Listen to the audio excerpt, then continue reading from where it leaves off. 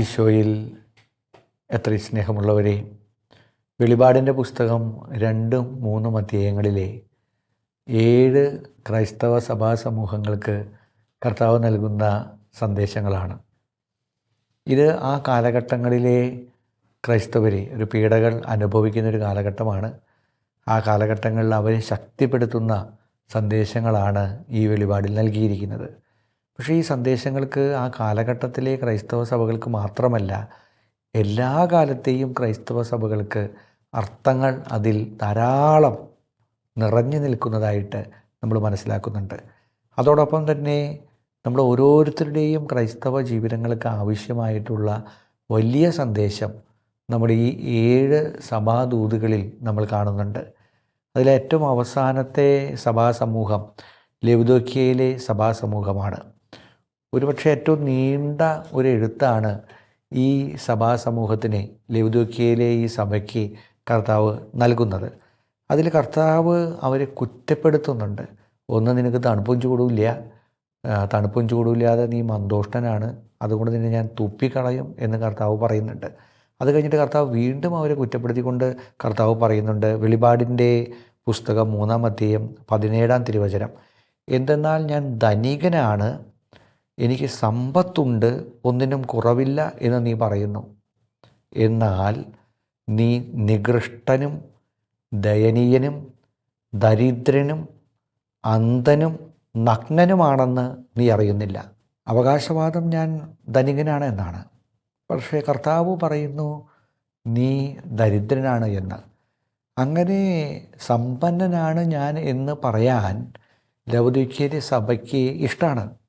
കാരണം ഭൗതികമായിട്ട് വലിയ സമ്പത്തുള്ളൊരു സഭയാണ് അവിടെ. AD 60-61 കാലഘട്ടങ്ങളിലായിട്ട് വലിയ ഭൂമികുലുക്കമുണ്ടായപ്പോൾ ഇമ്പീരിയൽ ഹെൽപ്പ് വേണ്ട എന്ന് പറഞ്ഞ റോമിൻ്റെ സീസറിൻ്റെ സഹായം ഞങ്ങൾക്ക് വേണ്ട,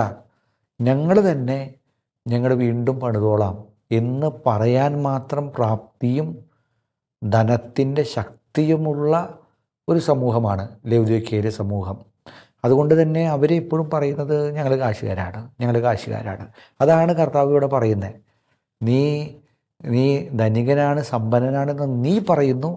എന്നിട്ട് കർത്താവ് അവരെ കുറ്റപ്പെടുത്തിക്കൊണ്ട് പറയാം, എന്നാൽ നീ ദരിദ്രനാണ്. അത് നീ തിരിച്ചറിയണം. നീ ദരിദ്രനാണ്, നീ തിരിച്ചറിയണം. രണ്ടാമത് കർത്താവിൻ്റെ മുമ്പിൽ കർത്താവ് അവരോട് പറയുന്നത് നീ നഗ്നനാണ് എന്നാണ്. അങ്ങനെ പറയുന്നതിന് വേറൊരു കാരണമുണ്ട്. ലവുദോക്യയിലെ ടെക്സ്റ്റൈൽ ഇൻഡസ്ട്രി, തുണി വ്യാപാരം വളരെ പ്രസിദ്ധമാണ്. പ്രത്യേകിച്ചും അവരുടെ കറുത്ത വൂൾ, റേവൻ വൂൾ, കറുത്ത നിറത്തിലുള്ള അവരുടെ ആ വൂൾ, അത് വളരെ പ്രസിദ്ധമാണ്. അതുപയോഗിച്ചുകൊണ്ട് മനോഹരമായിട്ടുള്ള തരത്തിലുള്ള വേഷങ്ങൾ, പലതരം സുന്ദരമായിട്ടുള്ള വേഷങ്ങൾ ടെക്സ്റ്റൈൽ ഇൻഡസ്ട്രി ഒത്തിരിയേറെ അത് ഉപയോഗിച്ചിരുന്നു. അപ്പോൾ അതുകൊണ്ട് അത് വളരെ വളരെ പ്രസിദ്ധമാണ് ലവുദോക്യയിൽ. അതുകൊണ്ട് അതിലവർ അഭിമാനിക്കുകയും ചെയ്തിരുന്നു. ടെക്സ്റ്റൈൽ സിറ്റിയാണ് ഞങ്ങൾ എന്ന് പറഞ്ഞിട്ട് അവർ അഭിമാനിക്കുകയും ചെയ്തിരുന്നു. പക്ഷെ അവരെ നോക്കിക്കൊണ്ട് കർത്താവ് പറയുന്നത് നീ നഗ്നനാണ് എന്ന് കർത്താവ് അവരോട് പറയാണ്. അപ്പോൾ ഭൗതികമായ തലങ്ങളിൽ തുണി വ്യാപാരം ഉണ്ടെങ്കിലും ആത്മീയ തലത്തിൽ കർത്താവ് അവരെ കുറ്റപ്പെടുത്തിക്കൊണ്ട് പറയാണ്, നീ തിരിച്ചറിയണം, നീ നഗ്നനാണ് എന്ന്. മൂന്നാമത് കർത്താവ് അവരോട് പറയുന്നത് നീ അന്ധനാണ് എന്നാണ്. അന്ധനാണ് എന്ന് കർത്താവ് പറഞ്ഞതിനും ഒരു കാരണമുണ്ട്. ലവുദോക്യയിലെ മറ്റൊരു അവരുടെ സ്വകാര്യ അഹങ്കാരമാണ് അവരുടെ അഞ്ജനം. എന്ന് വെച്ചാൽ അവരുടെ മനോഹരമായിട്ടുള്ള ഫിർഗിയയിലെ ഒരു കണ്ണിലൊക്കെ ഒഴിക്കുന്ന ഒരു പൊടി, അത് കണ്ണിൽ എഴുതുന്ന ഒരു അഞ്ജനം പോലത്തെ ഒരു മരുന്നാണത്. അത് വളരെ വളരെ പ്രസിദ്ധമാണ്. കണ്ണിന് അസുഖമുള്ളവരൊക്കെ ചികിത്സയ്ക്കായിട്ട് വന്നിരുന്നൊരു സ്ഥലമാണ് ഈ ലവുദോക്യ. അവരുടെ ഈ കണ്ണിലെഴുതുന്ന ഈ അഞ്ജനം, അല്ലെങ്കിൽ കണ്ണിലിടുന്ന ആ മരുന്ന് അതുപോലത്തെ പ്രസിദ്ധമാണ്. അങ്ങനെ തങ്ങളുടെ ചികിത്സയിൽ അഭിമാനിക്കുന്ന ഒരു സമൂഹത്തെ നോക്കിക്കൊണ്ട് കർത്താവ് പറയാണ് നീ അന്ധനാണ് എന്ന്. ആത്മീയ മേഖലകളിൽ നീ അന്ധനാണ് എന്ന് നീ തിരിച്ചറിയണം. അതുകൊണ്ട് ഇവിടെ കർത്താവ് നൽകുന്നൊരു സന്ദേശം, ഇതിൽ ഓരോന്നിനെക്കുറിച്ചും സമഗ്രമായിട്ട് നമുക്ക് പഠിക്കേണ്ടതുണ്ട്. 3 കാര്യങ്ങൾ കർത്താവ് പറയുന്ന 3 കാര്യങ്ങളും സമഗ്രമായിട്ട് വിശദമായിട്ട് വരും ദിവസങ്ങളിൽ നമുക്ക് തീർച്ചയായിട്ടും നമുക്ക് പഠിക്കാം. വളരെ ശക്തമായിട്ടുള്ള കർത്താവ് നമ്മുടെ ജീവിതങ്ങൾക്ക് നൽകുന്ന വലിയ സന്ദേശങ്ങൾ ഇതിൻ്റെ ഉള്ളിൽ ഒളിഞ്ഞിരിക്കുന്നുണ്ട്. ഇത് കർത്താവ് നേരിട്ട് കുറ്റപ്പെടുത്തിക്കൊണ്ട് പറയാണ്. ഇത് ഇന്നത്തെ സമൂഹത്തെയും കർത്താവ് കുറ്റപ്പെടുത്തിക്കൊണ്ട് പറയാണ്. അതുകൊണ്ട് അത് ആഴത്തിൽ നമ്മൾ മനസ്സിലാക്കണം. അതിനു മുമ്പ് നമ്മൾ ആദ്യത്തിൽ മനസ്സിലാക്കേണ്ടത് ഒരു തിരിച്ചറിവ് നമുക്കുണ്ടാകണം. നമ്മുടെ ഇപ്പോഴത്തെ അവസ്ഥ എന്താണ് എന്ന് നമുക്കൊരു തിരിച്ചറിവ് നമുക്കുണ്ടാകണം. ഇത് 3ഉം ഉണ്ട്. ഞാൻ അന്ധനാണ്, ഞാൻ ദരിദ്രനാണ്, അതുപോലെ തന്നെ ഞാൻ നഗ്നനാണ് എന്ന് തിരിച്ചറിയുമ്പോൾ അതോടൊപ്പം തന്നെ ഞാൻ ദയനീയനാണ്, ഞാൻ നിർഗൃഷ്ടനാണ്.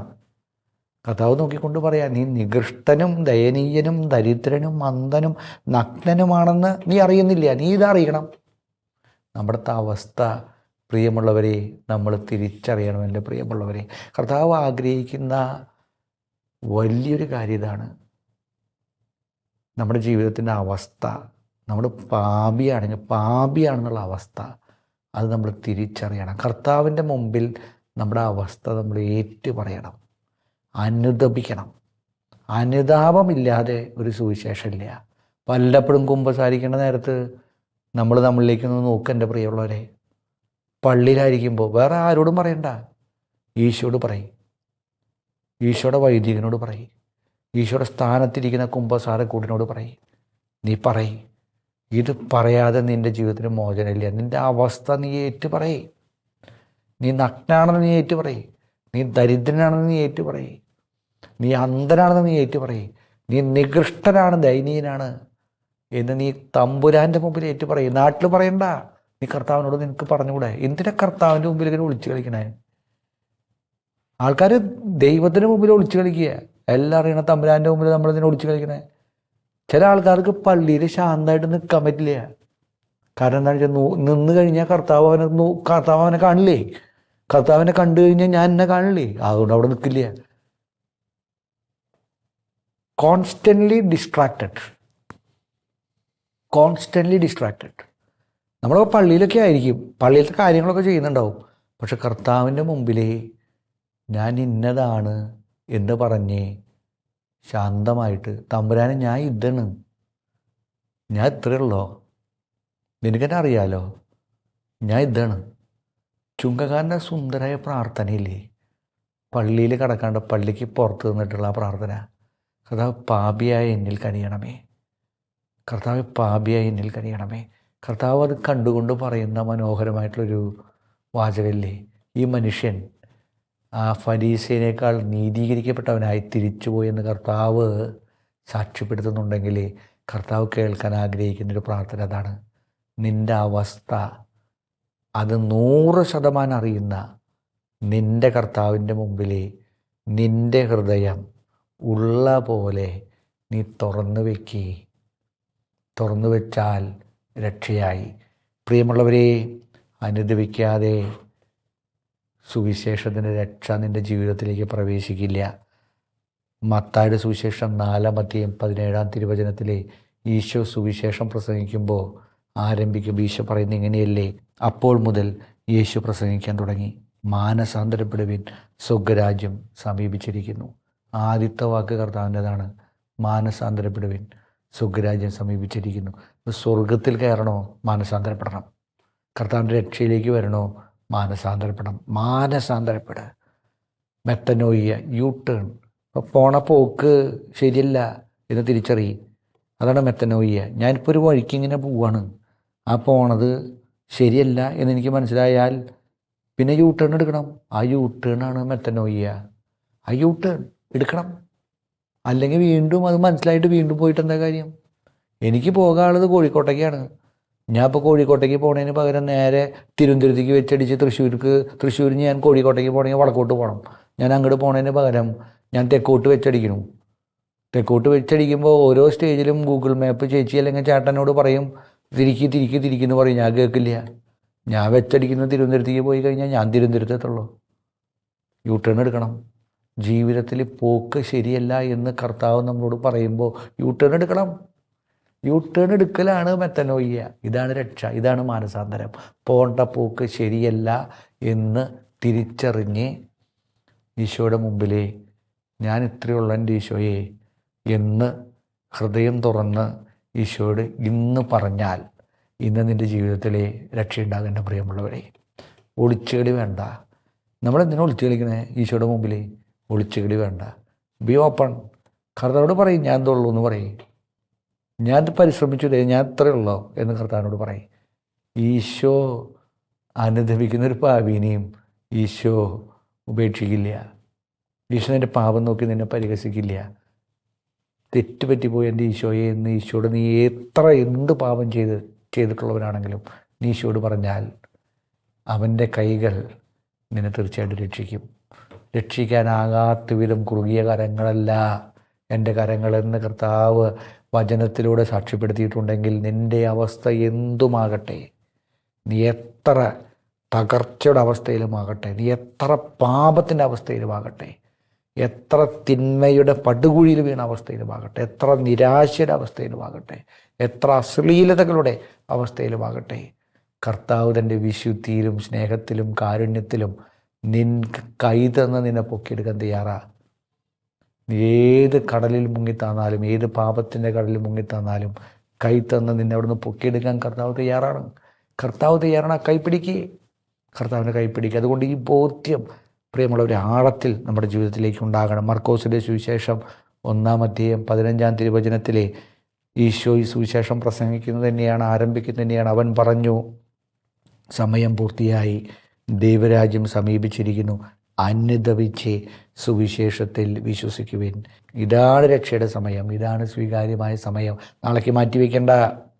ഇന്ന് ഈ വചനം കേൾക്കുമ്പോൾ തന്നെ, ഇപ്പോൾ ഈ നിമിഷം തന്നെ നിൻ്റെ ഹൃദയം ഈശോയുടെ മുമ്പിലേക്ക് ഉയരട്ടെ. എൻ്റെ പ്രിയമുള്ളവർ, എവിടെ ഇരുന്ന് കേൾക്കുകയാണെങ്കിലും നിൻ്റെ ഹൃദയം ഈശോയിലേക്ക് വരട്ടെ. എന്നിട്ട് ഈശോയോട് പറയും, ഞാനിതാണ്, ഞാൻ എത്രയുള്ളോ, ഈശോയെ അനുഗ്രഹിക്കണേ, രക്ഷിക്കണേ, എന്നെ രക്ഷിക്കണേ എന്ന് ഈശോയുടെ ആത്മാർത്ഥമായിട്ട് പറയും. പ്രിയമുള്ളവർ, എനിക്ക് ഇന്ന് നിങ്ങളോട് പങ്കുവയ്ക്കാനായിട്ടുള്ളത്, എൻ്റെ മനസ്സിലേക്ക് വരുന്നത് വിശുദ്ധ ബർത്തോലോ ലോങ്കോ എന്ന് പറയുന്നൊരു വിശുദ്ധനെ കുറിച്ചാണ്. വിശുദ്ധ ബർത്തോലോ ലോങ്കോ, അദ്ദേഹത്തിൻ്റെ ജീവിതം കടന്നു പോയിട്ടുള്ള തകർച്ചകൾ, അദ്ദേഹം വീണുപോയിട്ടുള്ള പാപത്തിൻ്റെ വഴികൾ, അതിവിടെ വർണ്ണിക്കുമ്പോൾ നമ്മുടെ മനസ്സിലേക്ക് വരേണ്ട ചിന്ത, ഏത് പാപത്തിൽ വീണാലും അനുദപിച്ചാൽ നിനക്ക് രക്ഷയുണ്ട് എന്നാണ്.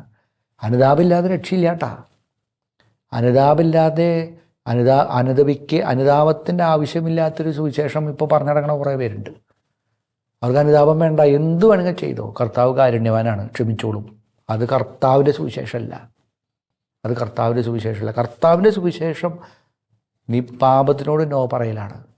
പാപത്തിനോട് നോ പറഞ്ഞ് തെറ്റിപ്പോയി എൻ്റെ കർത്താവ് എന്ന് പറഞ്ഞാൽ അതിലേക്കുള്ള രക്ഷയാണ്. ഇതാണ് കർത്താവിൻ്റെ സുവിശേഷം. അനുദപിക്കാതെ നീ പോയാൽ നീ രക്ഷപ്പെടില്ല എന്ന് തന്നെയാണ് കർത്താവിൻ്റെ സുവിശേഷം പറയുന്നത്. അനുതാപമില്ലാത്ത സുവിശേഷമില്ല. അനുതാപമില്ലാത്തൊരു സുവിശേഷമില്ല. കർത്താവിൻ്റെ സുവിശേഷം അനുതാപത്തിൻ്റെ സുവിശേഷമാണ്. അനുദപിച്ച് വിശ്വസിക്കാൻ പറയുന്ന സുവിശേഷമാണ്. ഇതിനെക്കുറിച്ച് ഒരു സംശയവുമില്ല, നമ്മുടെ മനസ്സിലേക്ക് വേണ്ട.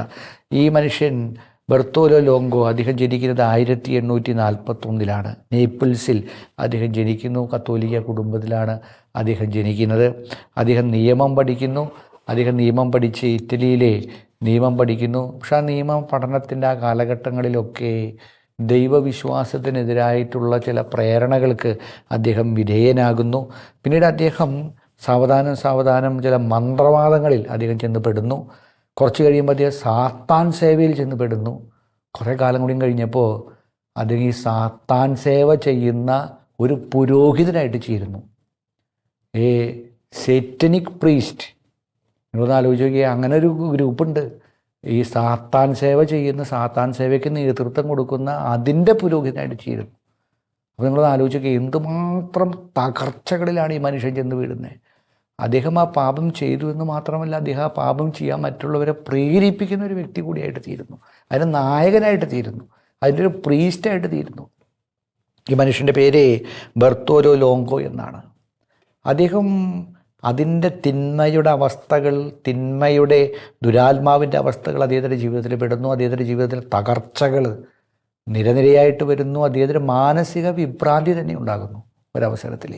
അദ്ദേഹത്തിന് മാനസിക വിഭ്രാന്തി തന്നെ ഉണ്ടാകുമ്പോൾ അദ്ദേഹത്തിൻ്റെ പഴയ കൂട്ടുകാരനായ വിൻസെൻഷോ പെപ്പോ, പ്രൊഫസറാണെന്ന് അദ്ദേഹത്തെ ചെന്ന് കാണുന്നു, സംസാരിക്കുന്നു. സാവധാനം പെപ്പയുടെ സ്വാധീനം മൂലം ഒരു ഡൊമിനിക്കൻ വൈദികൻ്റെ അടുത്ത് കുംഭസാരത്തിനായിട്ട് അദ്ദേഹം എത്തുന്നുണ്ട്. ഫാദർ ആൽബർട്ടോ റെരേന്തെ എന്ന് പറയുന്ന ഡൊമിനിക്കൻ വൈദികൻ. കുംഭസാരം മുഴുവൻ കേട്ടുകഴിഞ്ഞ് തകർച്ചയുടെ, പാപത്തിൻ്റെ, ഒന്നാം പ്രമാണ ലംഘനത്തിൻ്റെ ഏറ്റവും ഗുരുതരമായ അവസ്ഥകളിലേക്ക് വീണുപോയ ഈ ലോങ്കോയുടെ ജീവിതം കേട്ടതിന് ശേഷം അച്ഛൻ വൈദികൻ ഫാദർ ആൽബർട്ടോ അദ്ദേഹത്തിന് നൽകുന്ന ഒരൊറ്റ ചിന്ത ഇതാണ്: മാതാവിനെ മുറുകെ പിടിക്കുക, കൊന്ത ചൊല്ലിക്കൊണ്ട് നടക്കുക, നിൻ്റെ ജീവിതം രക്ഷയുടെ ജീവിതമാകും. പ്രിയമുള്ളവരെ, ആ ഉപദേശം, ജപമാല ചൊല്ലുക, ജപമാല പ്രചരിപ്പിക്കുക, നിൻ്റെ ജീവിതം രക്ഷപ്പെടും. അത് അതേപടി ജീവിതത്തിലേക്ക് സ്വീകരിക്കുകയാണ് ലോങ്കോ. അന്ന് മുതൽ ലോങ്കോ ജപമാല ചൊല്ലി തുടങ്ങി. അന്നു മുതൽ ലോങ്കോ ജപമാല കൊടുക്കാൻ തുടങ്ങി. അന്നു മുതൽ ലോങ്കോ ജപമാലയുടെ പ്രചാരകനായിട്ട് തീർന്നു. അദ്ദേഹത്തിൻ്റെ ജീവിതം പാടെ മാറുകയാണ്. പാപത്തിൻ്റെ പടുകുഴിയിൽ വീണ ജീവിതം, സാത്താൻ പുരോഹിതൻ പോലുമായ അത്രയും തകർച്ചയുടെ ഒരു ജീവിതത്തിൽ നിന്ന് ജപമാല ചൊല്ലിക്കൊണ്ടുള്ളൊരു ജീവിതമായിട്ടുള്ള വിശുദ്ധ ജീവിതമായിട്ട് അദ്ദേഹത്തിൻ്റെ ജീവിതം പാടെ മാറുകയാണ്. വിശുദ്ധി നിറഞ്ഞൊരു ജീവിതമായിട്ട് അദ്ദേഹത്തിൻ്റെ ജീവിതം മാറുകയാണ്. നന്മ ചെയ്തുകൊണ്ട് അദ്ദേഹം ഓടി നടക്കുകയാണ്. ജപമാല പ്രചരിപ്പിക്കാൻ വേണ്ടി അദ്ദേഹം ഓടി നടക്കുകയാണ്. പോംപെയിലെ ഇന്നും അവർ ലേഡി ഓഫ് റോസറിയുടെ പ്രസിദ്ധമായിട്ടുള്ള നൊവേനയുണ്ട്. അത് ഈ ബർത്തോലോ ലോങ്കയാണ് അദ്ദേഹം ആരംഭിക്കുന്നത്. നിങ്ങൾ മുന്നോട്ട് പോയി കഴിയുമ്പോൾ നമ്മൾ മനസ്സിലാക്കുന്നുണ്ട്, അദ്ദേഹം പിന്നീട് വിധവയായിട്ടുള്ള മരിയാന ദെ ഫുസ്കോയെ വിവാഹം കഴിക്കുന്നുണ്ട്. ഡൊമിനിക്കൻ മൂന്നാം സഭയിൽ അംഗമായി തീർന്ന് ജപമാല പ്രചരിപ്പിക്കുന്നുണ്ട്. ഇവർ രണ്ടുപേരും ചേർന്നുകൊണ്ട് ജപമാലയുടെ പ്രചരണാർത്ഥം ഓടി നടന്ന് പരിശ്രമിക്കുന്നുണ്ട്. ജപമാലയുടെ പ്രേക്ഷിതനായിട്ട് മനുഷ്യൻ രൂപാന്തരപ്പെടുന്നുണ്ട്. ജോൺ പോൾ രണ്ടാമൻ മാർപ്പാപ്പ ഈ പഴയ സാത്താൻ ആരാധകനായിരുന്ന, സാത്താൻ പുരോഹിതനായിരുന്ന ബർത്തോലോ ലോങ്കോ പരിശുദ്ധ അമ്മയുടെ ജപമാല ചൊല്ലി ചൊല്ലി ചൊല്ലി ചൊല്ലി വിശുദ്ധീകരണത്തിൻ്റെ ജീവിത സാക്ഷ്യമായിട്ട് അദ്ദേഹം വാഴ്ത്തപ്പെട്ടവനായിട്ട് പ്രഖ്യാപിച്ചപ്പോൾ വിശുദ്ധി നിറഞ്ഞ വിശുദ്ധനായ ജോൺ പോൾ രണ്ടാമൻ മാർപ്പാപ്പ പറയുന്നത് അദ്ദേഹം ജപമാലയുടെ അപ്പോസ്തലൻ എന്നാണ്. 1980 ഒക്ടോബർ മാസം 26 ലിയോ മാർപ്പാപ്പ ഈ ഒക്ടോബർ 19 2025 ഒക്ടോബർ 19 അദ്ദേഹത്തിനെ വിശുദ്ധനായിട്ട് പ്രഖ്യാപിക്കുകയാണ്. നിങ്ങൾ നോക്കൂ, ഇന്ന് കത്തോലിക്ക സഭയിലൊരു വിശുദ്ധനാണ്. എന്തുമാത്രം തകർച്ച നിറഞ്ഞൊരു ജീവിതമായിരുന്നു അദ്ദേഹത്തിൻ്റെ. ഇത്രയും തകർന്ന ജീവിതാവസ്ഥ, പാപത്തിൻ്റെ പടുകുഴിയിൽ വീണ ജീവിതാവസ്ഥ, അത് സാത്താൻ ആരാധന, സാത്താൻ്റെ പുരോഹിതൻ, അത്രയും തകർച്ചയിൽ വീണൊരു ജീവിതം. പിന്നീട് കർത്താവിൻ്റെ അമ്മയുടെ ജപമാലയുടെ അപ്പോസ്തലനായിട്ട് രൂപാന്തരപ്പെടുന്ന സുന്ദരമായ വിശുദ്ധി നിറഞ്ഞ ജീവിതമായിട്ട് ഈ മനുഷ്യൻ്റെ ജീവിതത്തെ കർത്താവ് മാറ്റിയിട്ടുണ്ടെങ്കിൽ ഇന്ന് കർത്താവ് നമ്മോട് പറയുന്നത് തിരിച്ചറിയേ. ന്യായീകരണം വേണ്ട, കർത്താവിൻ്റെ മുമ്പിൽ ഏറ്റുപറയേ, കർത്താവിൻ്റെ മുമ്പിൽ ഏറ്റുപറയേ. വചനം കേൾക്കുന്ന, വചനം പറയുന്ന അവസരത്തിൽ തന്നെ കർത്താവ് നൽകുന്ന സന്ദേശം പലപ്പോഴും കർത്താവിൻ്റെ മുമ്പിലേ നമ്മൾ ഏറ്റുപറയുന്നില്ല.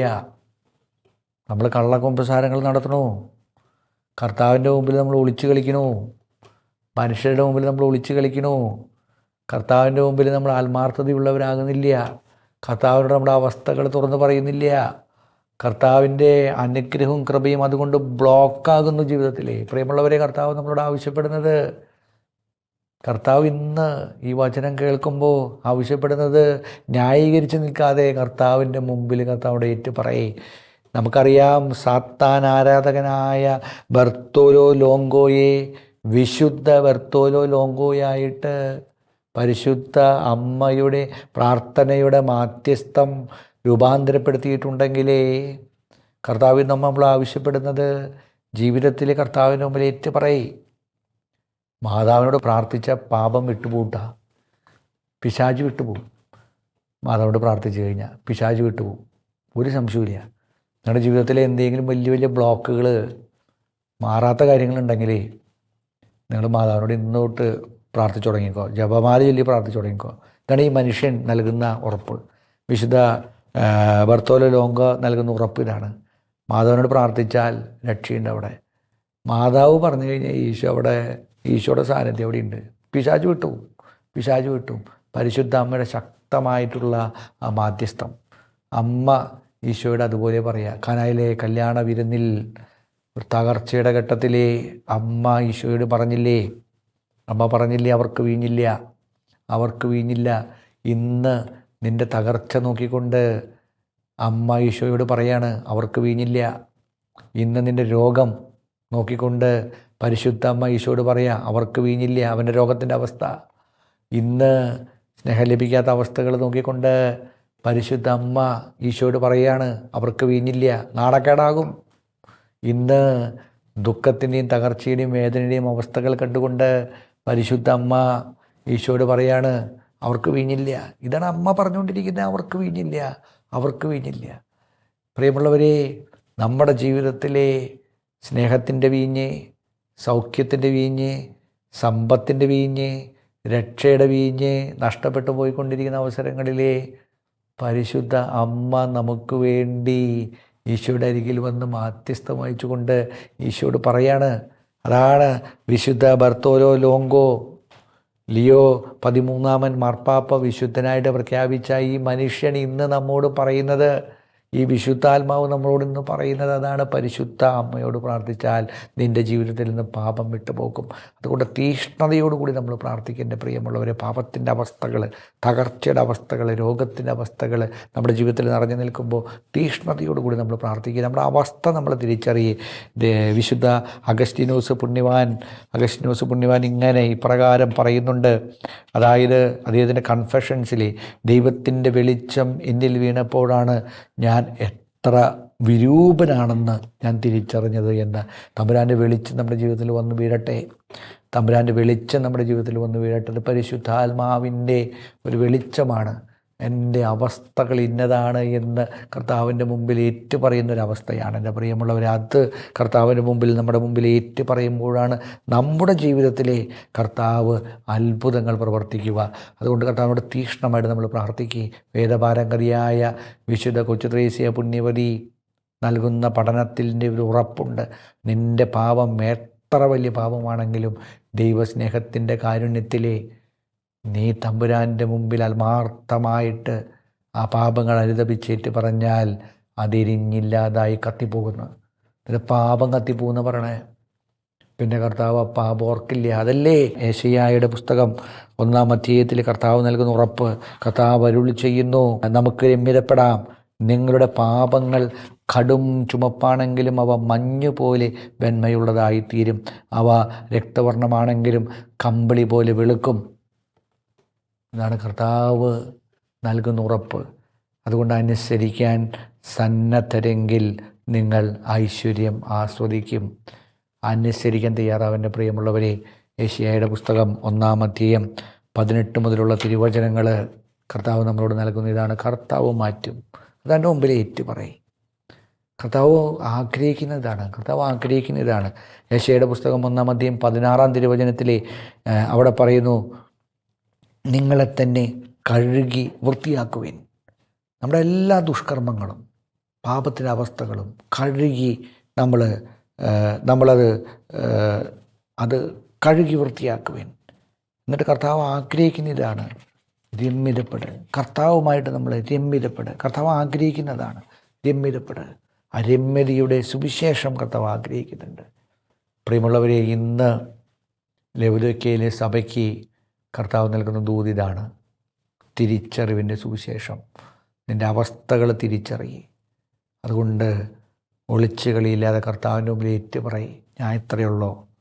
കർത്താവിൻ്റെ മുമ്പിൽ നമ്മുടെ വേദനകളും ദുഃഖങ്ങളും ഏറ്റുപറഞ്ഞാൽ കർത്താവ് അവിടേക്ക് വരും. അവസ്ഥകൾ രൂപാന്തരപ്പെടുത്തും. അനുസരിക്കാൻ സന്നദ്ധരെങ്കിൽ നിങ്ങൾ ഐശ്വര്യം ആസ്വദിക്കും. ഇതാണ് കർത്താവ് നൽകുന്ന സന്ദേശം.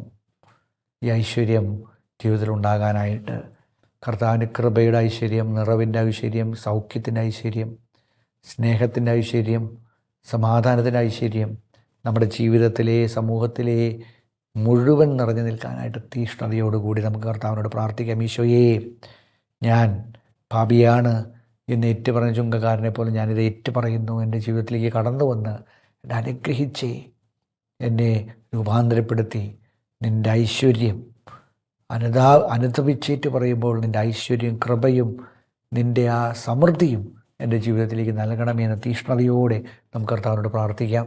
കർത്താവ് നമ്മെ അനുഗ്രഹിക്കട്ടെ. പിതാവിൻ്റെയും പുത്രൻ്റെയും പരിശുദ്ധാത്മാവിൻ്റെ നാമത്തിൽ ആമേൻ.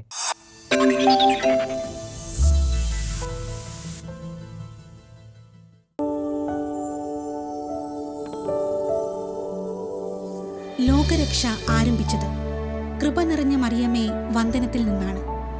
അതിനാൽ ഓരോ വ്യക്തിയുടെയും രക്ഷയും ഈ പ്രാർത്ഥനയോട് ചേർന്നിരിക്കുന്നു. വിശുദ്ധ ലൂയിസ് മരിയ ഡി മോൺഫോർട്ട്.